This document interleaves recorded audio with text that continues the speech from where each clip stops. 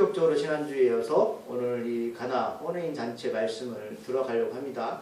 지난주 말씀 우리가 잘 배웠지만 하나님께서 혼인 잔치 약혼식부터 혼인 잔치 끝날 때까지 하나님께서 곳곳에 말씀에 비밀을 숨겨주셨어요. 그래서 예수님께서 예수님의 제자들과 이 비유로 말씀하실 때 우리가 여러 가지 상황을 읽을 때 왜 이런 일이 벌어졌지? 하라고 의문점이 벌어졌는데 우리가 지난주에 그 유대인들의 이런 가나 혼인잔치의 비유와 풍습을 보니 예수님께서 이런 이유 때문에 말씀하셨구나 라는 것을 이해할 수 있었던 거예요. 그래서 마지막에 일주일 동안 잔치를 벌이고 그 다음에 그 청구문이 닫히면 모든 것이 우리가 더 이상 하나님 나라에 들어갈 수가 없습니다.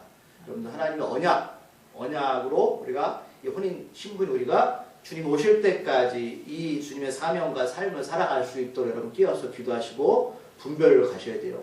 우리가 얼떨결에 우리가 이렇게 살아가는 게 아니라 우리가 종교생활을 하는 게 아니죠.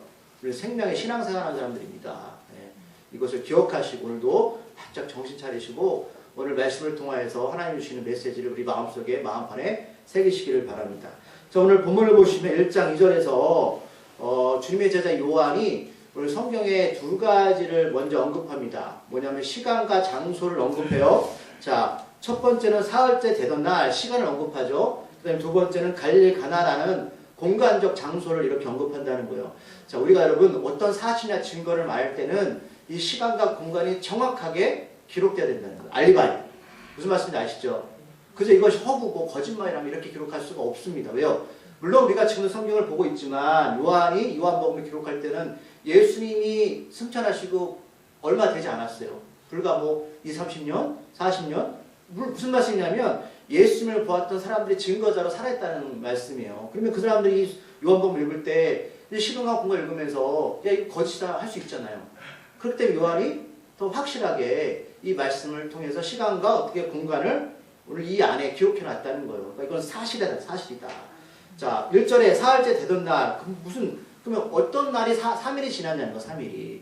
앞에 있는 1장을 보셔야 되는데, 먼저 이 사흘째 되는 날의 기준이 뭐냐? 1장 43절의 말씀의 기준이 되는 거예요. 읽어볼까요? 시작. 이튿날 예수께서 갈릴리로 나가려 하시다가 빌립을 만나 이르시되 나를 따르라 하시니. 아멘. 이튿날 뭐 하셨어요? 2일째 되는 날 예수님이 갈릴리로 나가려 하시다가 빌립을 만나서 빌립을 제자로 삼으신 거예요. 그리고 나서 오늘 2장 1절에 3일째 그 다음 날에 가나 혼인잔치에 예수님이 가시게 되는 겁니다. 그러면 또 빌립을 만나기 전에 예수님은 그 전날 뭐 하셨냐? 앞에 보시면 예수님이 뭐 하셨어요? 여전히 주님의 제자들을 부르셨죠.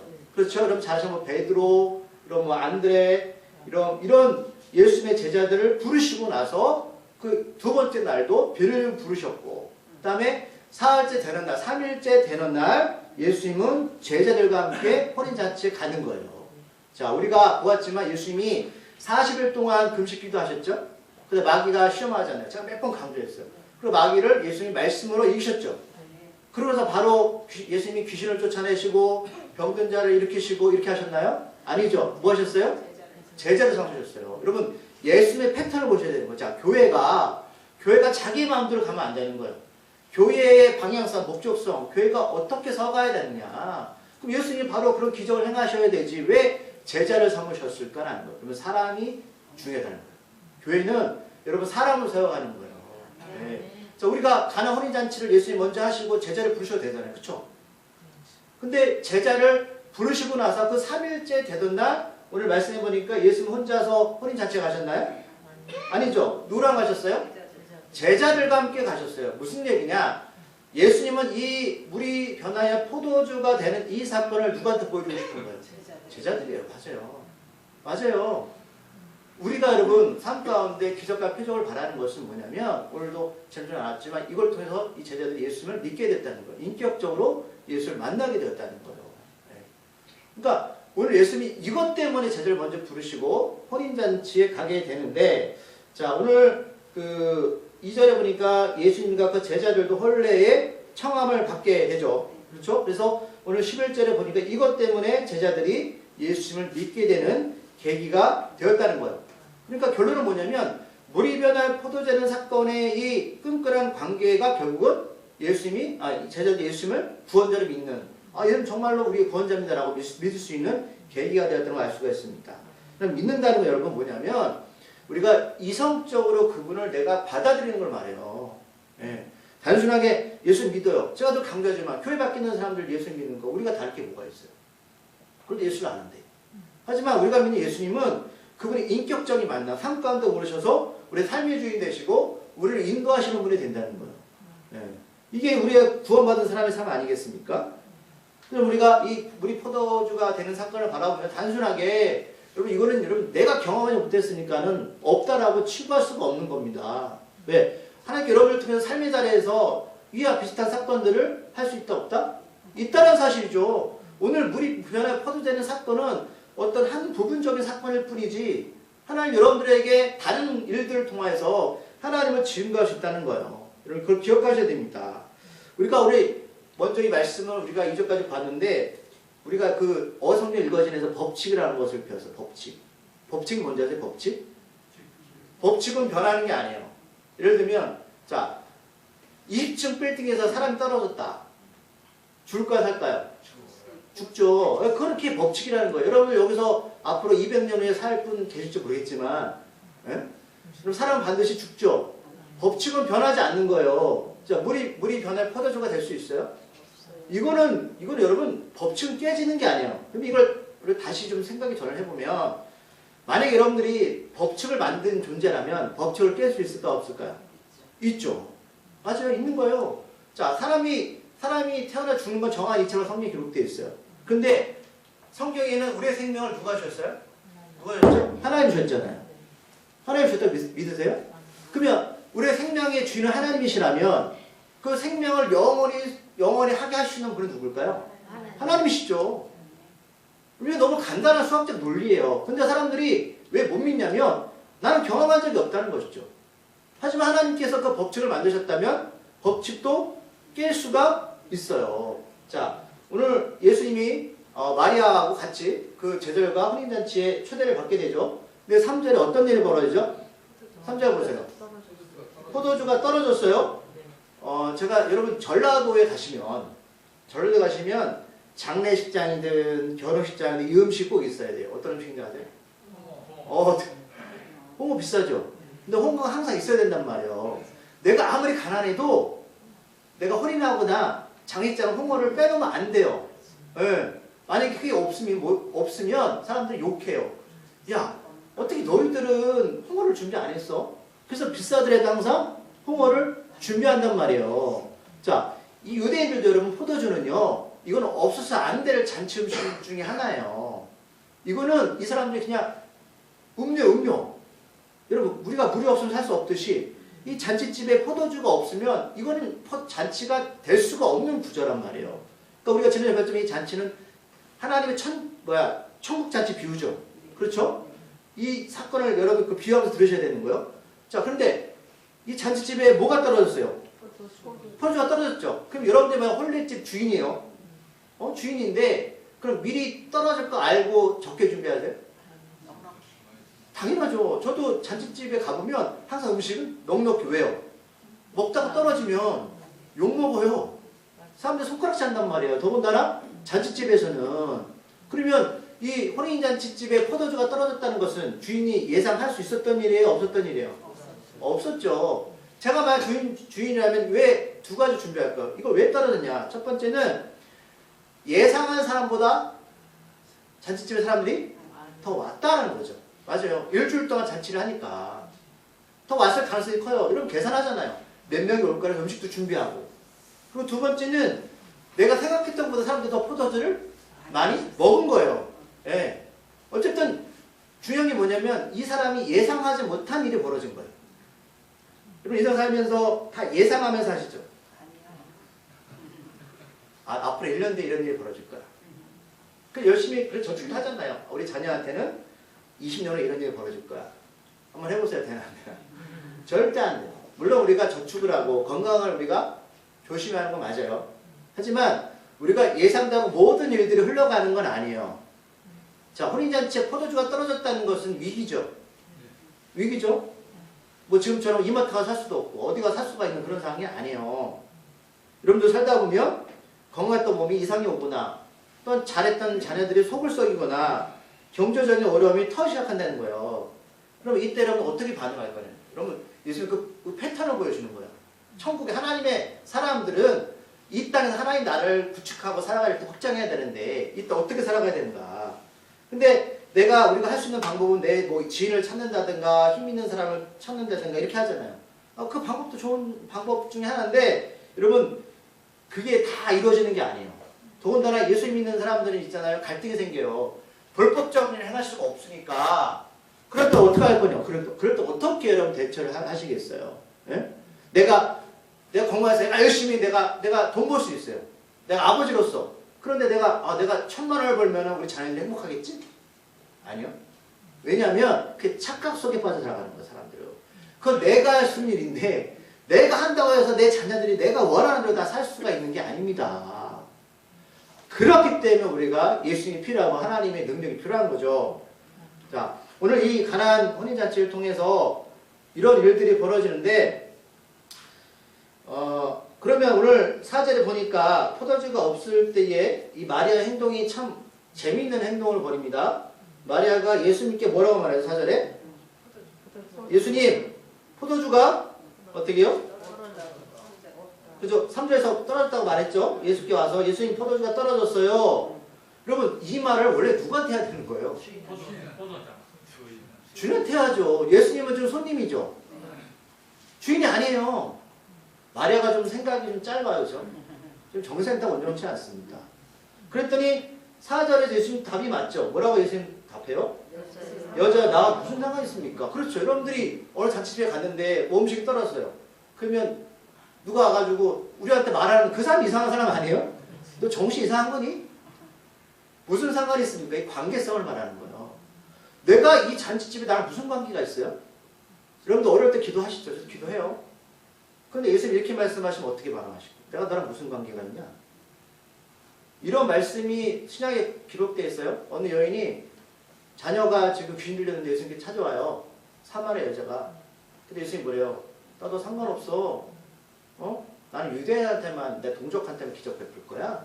그랬더니 그 여자가 뭐냐면 걔도 떨어진 음식을 먹는데 그렇게 자기를 인정한단 말이에요. 예수님 여러분 관계 있으세요? 여러분들 예수님 관계 정말 있으세요? 그럼 관계가 누굴 통해서 이루어지냐는 거죠. 그렇죠? 무슨 관계가 있습니까? 성경에 보면 오늘 예수님이 여자라고 부르죠. 마태복음 12장 48절 50절에 보면 이 비슷한 사건이 나오는데 예수님의 어머니와 마리아하고 형제들이 예수님을 찾아와요. 근데 예수님이 뭐라고 대답하는지 아세요? 누가 내 어머니고 나의 동생들이냐? 야, 여러분 예수님 냉정하시죠? 저는 여기서 뭘 느꼈는지 아세요? 우리 하나님 나라 갔을 때 하나님 그러는 거예요. 예수님이 너 나랑 무슨 관계 있어?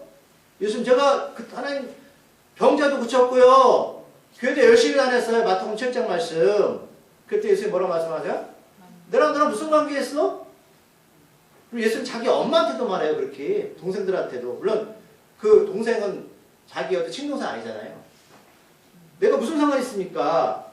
그래서 뭐라고 말씀하냐면 누구든지 하늘에 계신 내 아버지의 뜻대로 하는 자가 내 형제다. 누구든지 하늘에 계신 내 아버지의 뜻대로. 아버지 뜻이 뭐냐? 하나님의 백성들, 하나님의 말씀을 지켜 행하는 자들, 예수부터 구원받은 자들, 이 자들이 바로 내 형제 자매 어머니다. 분명히 우리한테 말씀하시는 거예요. 네. 그리고 3절 그러면 말했죠. 내 때가 아직 이르지 아니했다라고 주님 말씀하시는. 이때는 어떤 때입니까? 4절에서 내 때가 이르지 않았다. 이때는 예수님 십자가의 죽음을 말씀하시는 거죠. 그리고 사역을 말씀하시는 거죠. 부활을. 아직 하나님 예수님께서 내가 여기서는 내가 아직 기적과 표적을 베풀 때가 아니야. 내 때가 이르지 않았습니다. 라고 말씀하고 있습니다. 자, 여러분 그렇죠. 예수님이 고작 여기 와가지고 포도주 만들려고 오셨어요? 여러분 그렇게 생각하세요? 여러분들 고작 하나님 전능하신 하나님이 김일주 목사 예배당 유지하는 거 아니면 그거 도와주려고 예수님이 이 땅에 오셨나요? 여러분 하나님은 전능하신 분이에요. 우리가 하나님을 너무 쉽게 생각한다는 거예요. 하나님 여러분 우리가 범접할 수 없는 존재예요. 근데 그 존재가 하찮은 김일주 목사한테 고른 거? 그렇게 생각하시나요? 그럼 여러분들 만약 예수님 이렇게 말씀하시면 그냥 포기하실래요? 포기하실래요? 그렇죠. 맞아요. 때가 되지 않았어요. 하나님께서 뭐 나 같은 사람한테 5절 말씀 읽어볼게요. 시작. 그의 어머니가 하인들에게 이르시되 너에게 무슨 말씀을 하시거든지 그대로 하라 하니라. 아멘. 여러분 말씀은 어디에 기록되어 있죠? 성경에. 지금은 예수님 말씀하시는 장면이지만 마리아가 뭐라고 말해요? 하인들한테 무슨 말씀하시는지 이게 무슨 뜻이에요? 가라면 가고 멈추면 멈춰. 이 뜻 아니에요? 예수님이 어떻게 말씀하실지 모르겠지만 분명히 말씀하실 건데 너희들은 그대로 해. 여러분 우리가 말씀을 읽고 듣잖아요. 근데 우리가 다 재단하죠. 저도 그렇고 이 말씀을 따르고 이 말씀을 안 따르잖아요. 근데 말하는 뭐예요? 순종이죠. 이 패턴을 잘 보셔야 돼요. 어떤 위기와 상황이 닥칠 때에 예수님과의 관계가 있는 사람들 이 행동을 취해야 할 행동이 뭐냐면 하나님 우리에게 말씀하시면 이 부분은 안 될 거야. 이 부분은 될 거라고 재단하지 마시고 하나님 말씀하시는데 어떻게 된다? 그대로 되려는 믿음을 여러분 품으세요. 왜? 이 일은 우리가 하는 게 아니에요. 누가 하세요? 하나님. 하나님 하시는 거예요. 우리가 재단하는 그 순간에 그 일은 누가 하는 거예요? 내가 하는 거야. 내가. 그대로 하라. 그대로 데릴 거야. 자, 그러나 여기서 머물지 않죠? 자, 6절에 보면 자, 우리가 기도했어요. 주님 말씀을 순전히 믿었어요. 그러면 여기서 기적과 표적이 나타나 그렇잖아요. 자, 6절 말씀을 읽고 계시죠. 거기에 유대인의 정결례식을 따라 두세통 드는 돌 항아리 6이 놓여 있는지라. 자, 이 사람들은 그 항아리 한 물이 있어요. 그러니까 어디서 들어올 때 정결해서 손발을 닦단 말이에요. 더러우니까 그 물을 갖게 되는데 물을 닦게 되는데 자, 그러면 보세요. 이 두세 통 드는 돌 항아리가 있는데 이 항아리는 말씀드리지만 누가 일부러 갖다 놓은 게 아니고 원래 있는 거죠. 예수님이 기적을 베풀 거라 가지고 믿어서 갖다 놓은 게 아니라 말씀이에요. 원래 있다는 소리예요. 정결 예식을 따라 원래 6개 거기 있는 거예요. 여러분들이 하나님의 기적과 표적을 우리가 베풀 때 우리도 마찬가지지만 예배당장 거나 우리가 전도나 여러 가지 마찬가지지만 우리가 뭐 제가 이렇게 여러분한테 또 뭐 괜히 신비주의 말씀드리는 게 아니라 뭐가 있어 가는 게 아니죠. 아니요? 저 말은. 아니란 말이에요. 그럼 하나님이 없는 걸 가지고 일을 하실까요? 여러분들 삶 가운데 없는 걸 가지고 일을 하실까요? 아니에요. 여러분들이 뭔가 작은 씨앗이 있으면 그걸 가지고 하나님 일을 하신단 말이에요. 네. 그걸 보자고. 이 사람도 기도하고 하나님께 순종해서 말씀을 듣고 순종했어요. 그러면 가만히 있는다고 모든 게 하나님 기적도 일어나는 게 아니에요. 자, 돌 6 항아리가 있었을 때에 주님의 기적은 그렇게 시작하는 거예요. 하늘에서 뭔가 뚝 떨어지게 바라지만 하나님은 그렇게 하지 않아요. 여러분들이 가지고 있는 작은 마음의 씨앗, 겨자씨만한 진실한 믿음이 있다면 하나님이 거기에 순종하면서 그걸 통해서 바라보게 하시고 그걸 통해서 우리한테 불꽃처럼 매개처럼 삼고 계시다는 소리예요. 자, 그럴 때 7절에 보니까 그 동아리 6, 물 항아리 6개한테 예수님께서 뭐라고 말씀하세요? 7절 읽어볼게요. 시작. 예수께서 그들에게 이르시되 그들은 누구예요? 하인이죠. 하인들 이르시되 뭐라고요? 항아리에 물을 채우라 말씀하세요. 지금 이 잔치집에 필요한 건 포도주의 물이에요. 포도주죠. 저기 뜬 것 같잖아요. 물이 도대체 왜 채워야 되냐고. 우리가 그럴 게 있어요. 하나님 이걸 왜 해야 돼요? 왜 해야 됩니까? 그럴 때, 자, 그러면 이 하인들이, 7절에서 후반절에 어디까지 차로 말씀하시죠? 아기가 뭐예요? 끝까지예요. 이게 무슨 뜻일까요? 여러분, 기도하고 말씀을 순종하면 우리가 삶을 통해서 끝까지 하나님의 일을 있잖아요. 우리가 행동으로 나타내야 되는 거예요. 네. 기도도 하다 말다, 뭐도 하다 말다 이게 아니에요. 전도도 하다 말다 이게 아니에요. 예배당도 우리가 이전하지만 여러 가지 문제도 있지만 하다 말다 이게 아니라 우리는 끝까지 그 일을 해야 된다는 거예요. 100% 삶의 순종의 자세가 필요하다라는 거죠. 필요하다. 믿는 것도 하다마다 하는 게 아니고. 그럼 여러분 이 하인들이 물을 채울 때는 이 생각을 했을 거예요. 야, 이 물이 포도주 변할 거야. 예상했을까요? 안 되죠. 여러분들 우리가 저도 마찬가지죠. 이게 될까? 될 수 있을까? 이런 생각이 들죠. 근데 우리가 할 수 있는 건 뭐냐면 그냥 말씀에 100% 삶을 통해서 기도를 통해서 순종하는 것 뿐이에요. 이게 어떻게 될지는 마리아도 몰라요. 그쵸? 아까 그랬잖아요. 말씀을 무슨 말씀 하신 너희들은 그냥 하면 되는 거야. 나머지는 누가 하신다? 하나님이 하십니다. 하나님이 하시는 거예요. 아직까지 물을 채워주셨어요. 그럼 여러분들 제가 하나 더 질문도 드릴게요. 여러분들이 만약 하인이라면 예수님 지금 집주인이에요? 아니죠. 손님이죠. 그러면 이렇게 할 믿음 있으세요? 쥐가 온데 나한테 물을 채워요. 하인이지만. 그럼 이 정도 채우면 될 거 아니야? 이렇게 할 수 있잖아요. 근데 하인은 어떻게 한다고요? 끝까지요. 그럼 이 하인이 나중에 어떤 은혜를 받는지 경험을 하자고요. 자, 8절에 보니까 읽어보겠습니다. 이제는 그걸 떠서, 그렇죠? 연회장에게 갖다 주라 하시면 갖다 주었더니, 아니 물을 왜 갖다 줘? 연회장은 여러분 그 연회를 맡은 장이에요. 높은 사람 말이에요. 이 사람이 항상 뭐 이게 뭐가 부족하냐, 이게 지금 잔치가 잘 되고 이런 것들을 잘 컨트롤하는 사람, 하는 사람이거든요. 근데 여러분 이 물은 원래 여러분 손 씻는 물이죠. 발 씻는 물이죠. 더러운 물이죠. 아니 깨끗한 물도 아니고 이 물을 왜 갖다 줘 하냐고. 도대체 이 사람 하인이지만 여러분 우리가 하인인데 이 병을 들으실 거예요? 들으실 거예요? 그랬더니 8절 후반절 어떻게 하인은? 갖다 주었죠. 여러분 있잖아요. 신앙은요 너무 많은 생각하시면 안 돼요. 좀 생각을 내려놓으세요. 그냥 단순히 하세요. 하나님 그래요? 아멘. 갈게요. 멈춰요? 멈추겠습니다. 이것저것 될까? 여러분 그거는 우리가 고민할 게 아니라 하나님 고민하실 거예요. 우리는 뭐다? 말씀을 듣고 기도하면서 순종을 나가는 것 뿐이에요. 이것저것 고민하지 마세요. 저 자식 보니까 저거 망할 자식이요. 여러분 고민하지 마세요. 하나님 하시는 거예요. 하나님 망하게 하시겠어요? 여러분 하나님 그런 하나님 아니에요. 하인은 뭐요? 갖다만 줬어요. 근데 9절 말씀 뭐예요? 어떤 일이 벌어졌죠? 9절?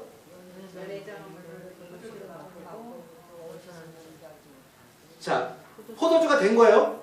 그럼 자, 여기 과정을 보자요. 그러면 아까 이 하인들이 그 항아리에 물을 불 때 포도주가 된 게 아니죠. 그럼 포도주가 언제 변했을까요? 갖다 줄 때, 마실 때, 그쵸? 그 사이에 변한 거예요. 하인들도 몰랐어요. 그 사이에 변한 거예요. 만약에 여러분 하인들이 물을 안 갖다 주면 기적 일어나지 않아요. 그 사이에 변했다니까요. 자, 연회장은 물로 포도된 줄을 맛보고서 어디서 나는지 알아요? 몰라요? 몰라요. 근데 9절 후반에 뭐라고 말씀하세요? 떠온 하인들은 알더라. 이게 은혜예요. 여러분 기적과 표적은 있잖아요. 모두 다 경험하는 게 아니에요. 하인들이 지금 마리아 말에 100% 순종했고 행동을 옮겼죠. 이럴 때 기적과 표적을 경험하는 거예요. 연회장은 몰라요. 도대체 이 맛이 어디서 나는지 몰라요. 우리가 수십 년을 여러분 교회 다니도요. 여러분 예수를 다 경험할 수 있으면 좋겠어요. 저도. 그런데 다 경험하는 게 아니에요. 아니에요.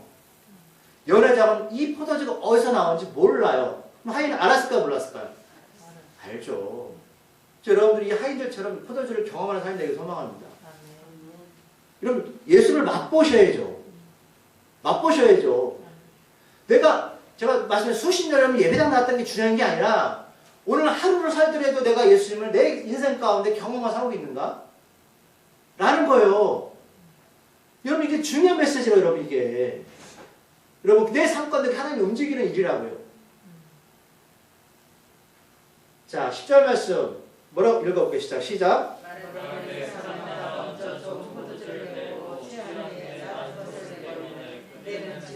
좋은 포도를 두었다니라. 아멘. 그럼 일주일 동안 사람들이 혼인잔치를 하니까 처음에는 어떤 포도 준다고요? 그래 좋은 포도 주겠죠. 근데 술이 채면 술 드신 분들 알 거예요. 술집 감이 있잖아요. 처음에 좋은 거 줘요. 이런 맛이 되게 뭐하지만 이 양주 같은 거 먹을 때는 갖고 오라고 그래요. 직접 따보라고. 왠지 아세요? 물 타갖고 오거든요. 술 타가지고. 웃으시는 분 다 아실 거예요. 여러분 근데 무슨 말이에요? 지금 이 포도주가 더 좋았다 안 좋았다 나중에 오는 것이 더 좋다는 거예요. 예수님 하신 여러분 인생이 더 좋은 거예요. 예. 세상에서 맛볼 수 없는 맛이에요. 이 맛을 보셔야죠. 하나님 나라 천국의 맛을 보셔야죠. 인생 살면서. 맨날 힘들다 어렵다. 그저 내 힘으로 그냥 내 애 쓰는 게 인생의 전부인 줄 알고 내가 돈 벌어다 줘가지고 아내나 내 자식이나 중요하지만 여러분 그게 인생의 전부가 아니에요. 내 아내나 남편이 자녀가 예수를 맛보셔야 된다고요. 그걸 맛볼 때 소망이 생기는 거예요. 소망이 잔치집에. 인생이 다 떨어지고 위기가 처음에 찾아왔죠. 그렇죠? 그러나 이제는 야, 이 포도주가 어사한 거냐? 이 맛을 알아야지 맛을 전할 수가 있는 거거든요. 예수님 내가 평생 경험하고 내가 교회 다니는데 이 맛을 내가 알아야지 전하죠. 여러분 맛있는 집 가면 있잖아요. 전하지 않으세요? 안 전하세요? 야, 그 집 갔더니 있잖아. 썩은 맛. 맛도 전하는데 예수님 믿는 맛을 알면 전해야죠. 근데 그게 내가 전해야지 억지로 되는 게 아니라 이 포도주 맛을 삶 가운데 하인처럼 야, 항아리에 물을 쳤는데 포도주를 변했어. 맛이 끝내줘. 우리가 한 게 뭐다? 예수님 말씀에 그대로 한 것뿐이야. 여러분 하인이 한 게 뭐예요? 순종한 거예요. 기도하면서 행동 옮긴 것뿐이에요. 이 맛을 알아야 전하죠. 평생 살면서 내 부모가, 내 자녀가, 내 형제들이 죽어가는데 맨날 교회에서는 지옥 있습니다, 천국 있습니다 얘기하는데 내가 안다고 오잖아요.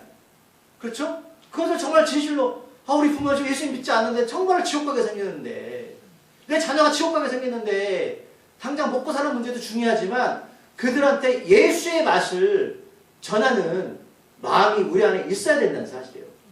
죄송하죠. 제가 5년 동안 그걸 못했어요. 스스로가. 하나님 앞에 죄송하게. 네. 나름대로 한다고 했는데 내가 정말 영혼을 정말 사랑했는가라는 생각이 들더라고요. 자, 마지막 말씀 11절 말씀 읽겠습니다. 시작. 예수께서 이 첫 표적을 갈릴리 가나에서 행하여 그의 영광을 나타내심에 제들이 그를 믿는다. 아멘.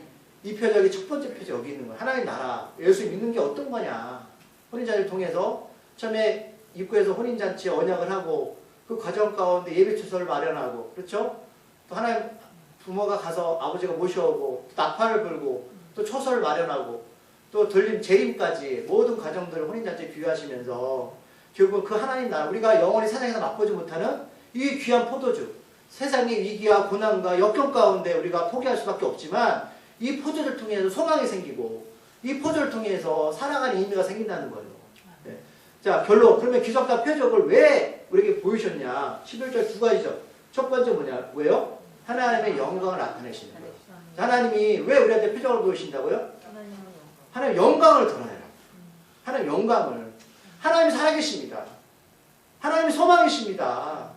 하나님이 당신의 삶의 방향이에요. 네. 지금까지 여러분들 당신은 정말 잘 산 것 같지만 뭘 경험했습니까? 하나님 예수 그리스도를 믿으십시오. 하나님의 영광, 예수를 증거하기 위해서 하나님의 영광을 나타내기 위해서 두 번째 뭐예요? 제자들이 누굴 믿어요? 예수 믿어요. 네. 여러분들 기적과 표적을 통해서 사람들이 예수를 믿기 시작하는 거예요. 정말 하나님은 살아계시구나. 정말 하나님은 우리 삶의 주인이시구나. 이것 때문에 기적과 표적을 우리한테 베푸시는 것이고 이래서 첫 번째 기적을 삼으신 것이고 이후부터 이제 계속해서 예수님이 많은 기적들을 행하세요. 왜? 병도 힘들고 아픈 자가 있다면 치료하시고 가르치시고 전파하시고 그게 구원이잖아요. 여러분들이 힘들고 어려울 때 기도 하나님 들어주시고 그럼 내가 응답받았다. 끝나는 게 아니라 그걸 통해서 하나님 영광을 드러내고 하나님 정말 살아계십니다. 이 포도도 이런 맛이에요. 정말 좋아요. 그리고 그걸 가지고 예수님을 증거하는 삶을 사는 거. 이게 바로 표적과 기적이에요. 여러분. 본질이라는 사실이에요. 네. 이게 본질입니다. 오늘 주님께서 우리에게 이 첫 번째 포도주 사건을 물이 변하여 포도되는 사건을 보여줬어요. 자, 이제 말씀을 정리할게요. 여러분들 위기가 찾아올 겁니다. 삶을 통해서. 포도주가 떨어졌어요. 그때 예수님 말씀하세요. 너 나랑 관계 있니? 아멘. 주님 저의 구원자십니다. 그럼 기도하면서 말씀하신 대로 제가 행하겠습니다. 하나님 어떻게 일할지 모르겠지만 행하겠습니다. 100% 순종하겠습니다. 네. 그럴 때 물이 변하여 포도주가 나는데 그 맛은 누가 한다? 순종한 자만이 하는 거예요. 네. 연회장도 몰라요. 그리고 그걸 통해서 하나님께 영광 돌리고 예수님을 증거하는 삶으로 살아가게 됩니다. 하나님 살아계십니다. 네. 이렇게 우리 부모 역할이에요. 목사 역할이고 여러분 선배 믿음의 선배들의 역할이에요. 그래서 올 한 해는 이 계속 기적과 표적을 나눌 건데 이 말씀이 성경에 묻힌 말씀이 아니라 우리 삶 가운데 일하시고 역사하시는 말씀을 받아들이시고 네. 여러분들 정말 삶 가운데 물이 변한 포도주가 되길 소망합니다. 하나님 하실 거예요. 하실 겁니다. 자, 기도하겠습니다. 하나님 아버지 감사합니다. 물이 어떻게 변하여 포도주가 되었습니까? 이것은 전적인 하나님의 은혜입니다. 그러나 이 가정 가운데 마리아와 하인들의 역할이 있습니다. 그리고 제자들은 이 일을 통해서 하나님께 영광을 돌리고 예수님을 증거하는 계기가 되었다는 사실입니다. 아버지, 올 한 해 우리가 목사부터 시작해서 한 사람씩 전도할 수 있는 믿음을 허락하시고, 우리가 정말로 아버지 예배당 이전이나 모든 분이 중요하지만 한 영혼을 사랑하시고 한 마음을 따라가게 하시고, 오늘 주님처럼 사역을 하기 전에 사람을 세우고 그 사람이 주님 일을 할 수 있도록 우리가 양육하고 가르치는데 우리가 최선을 다할 수 있도록 인도하여 주시옵소서. 위기와 고난이 올 때에 우리가 다른 것에 집중하는 것이 아니라 하나님의 일하심과 하나님의 함께하심을 우리 마음속에 담아두고 집중할 수 있는 믿음과 은혜도 허락하여 주시옵소서. 예수님의